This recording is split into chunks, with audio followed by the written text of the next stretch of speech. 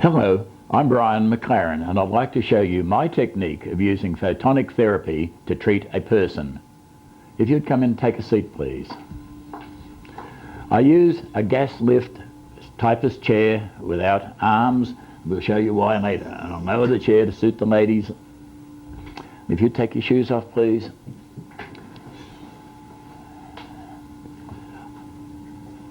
My torches are kept in a disinfectant between clients, so I have a nice sterile unit to start with each time. If you put a foot up here, thank you, and we go up to the knees, and that's all we need. To find the first point, run up between the big toe and the second toe, drop your heel, thanks. Run up between the big toe and the second toe to where the bones divide, and we find a little sore spot just in there. And place the torch on the point for 5 seconds. 1, 2, 3, 4, 5. Finding an anatomical landmark like the knobby bones of the ankle, fall into the hole behind the ankle. 1, 2, 3, 4, 5. Same on the other side. Everybody's built in the same proportion, and we want the lady's hand width from her little finger across, which is 3 of my fingers. So if I'm measuring her point on her leg, it's 3 of my fingers. If she was going to measure it on my leg, she would probably have to use her whole hand to accommodate my distance. So it's her hand's width above her ankle bone on the back of her shin bone. The last 2 points on the leg, the 6 points, and the last 2 are the most difficult to find, and this is why we're doing this little video. If we come up the shin bone, it comes up and curves out like a wine glass under the knee. So we just come up to where it starts to curve and come out between the first, second muscle. There's a little groove. And this is the most important point in the whole body, and it does everything. It'll raise blood pressure, lower blood pressure, increase stomach acidity, lower stomach acidity. If we run up the leg to the head of the fibula, there's a knobby bone. Everybody wants to find the bones on the knee, but it's best if you come up the leg to find that bone and then just come 45 degrees in front of it. This point relaxes the ligaments and releases, takes away all pain. So this is a very important point also. To reiterate these points, I'm just going to mark them with a magic marker. Between the 2 points of the bones of the foot, from the ankle bone back into the hole on each side, the lady's hand's width above her ankle bone on the back of her shin bone, running up the shin bone to where it curves, come out between the first and second muscle, and there, run up the leg and we find the head of the fibula and just come 45 degrees in front of it. There are 6 points on the legs. 1, 2, 3, 4. These are easy to find. This point is the most important point on the body, and it does everything, so it's probably the most difficult to find. You come up the shin bone until the shin starts to curve, and you come out between the first and second muscle. You find a groove. Now another way to find it is, as my finger is the same width as the lady's thumb, if I run up the shin bone and I have bone all around, I can sort of see across my knuckle. If the lady puts her thumb down her leg, so she's touching the bone in the front, and I fall off the head of the crest of the fibula, crest of the tibia, I beg your pardon, across the knuckle, I'm going to fall into the point.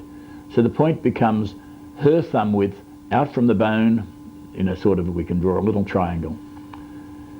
The next one, of course, run up to find the bone and then come down 45 degrees. Everybody wants to put this up high, and they tend to, because we're treating points down here, they tend to make a mistake and come up the inside of the leg. There are other points here, there's a lot of other points, and they're quite important, but for our standard points, 1, 2, 3, 4, 5, 6. On the arms, there's 5 points, so there are 6 points on both legs, of course, and 5 points on both arms. So the only point that's not in a hollow is this point. When the finger and thumb are closed, there's a mound of tissue, and it's on the top of the mound.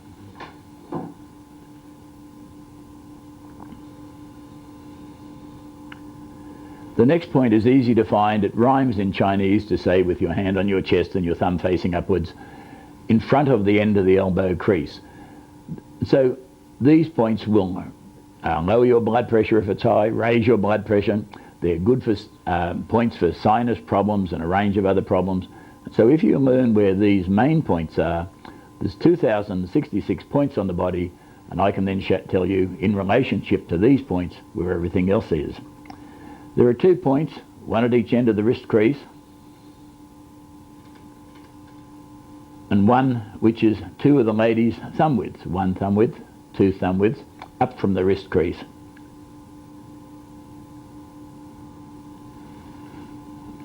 So we'll mark these,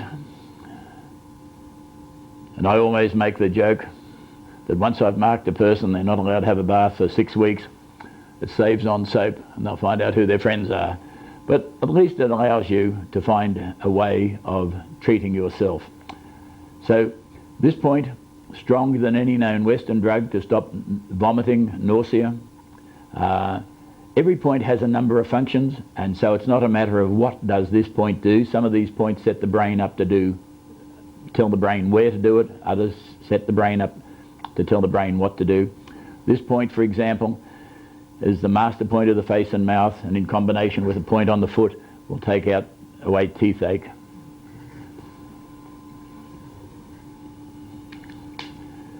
So we have 6 points on the legs, 5 on the arms, and 3 down the back. The first point, the base of the skull, there's an archway.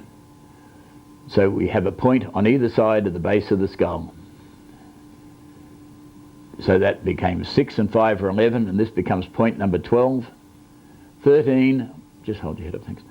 Level with the tip of the shoulders, the base of the neck, the 7th cervical vertebrae. So it's not where your necklace hangs, it's here. And if we come from there and fall 45 degrees, we fall into a little hole. Now these 2 points are the lady's hand width, or 3 of my fingers apart. These 2 points, once again, 3 of my fingers are the lady's hand width apart. And if she was to throw her hand over her shoulder, it's where her big finger falls. With a little finger on the knobby bone, there we have the 45 degrees. Okay.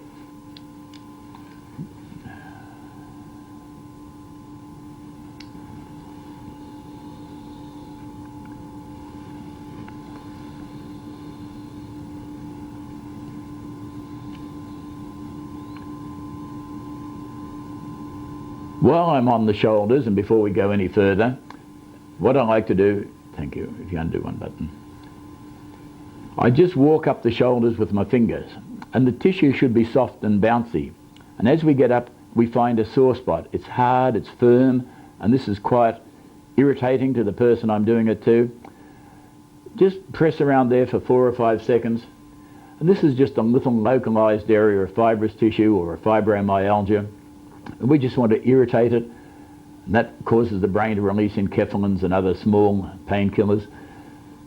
And then when we put the light on, the brain releases endorphins and cortisones.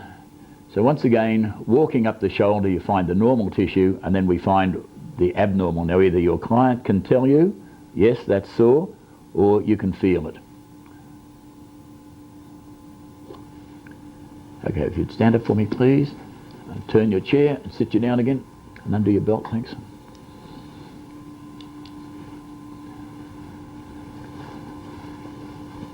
The last point I treat, and the top of your trousers. Level with the last rib, 1.5 inches off the spine. Once again, the lady's hand width apart. So we have this tram track running down the back of these points. And if this point's number bladder 11, and this point's bladder 23, we can count all the way down as required, and the 30 is level with the crack in the bottom. So we go 23, 24, 25, 26, 27, down.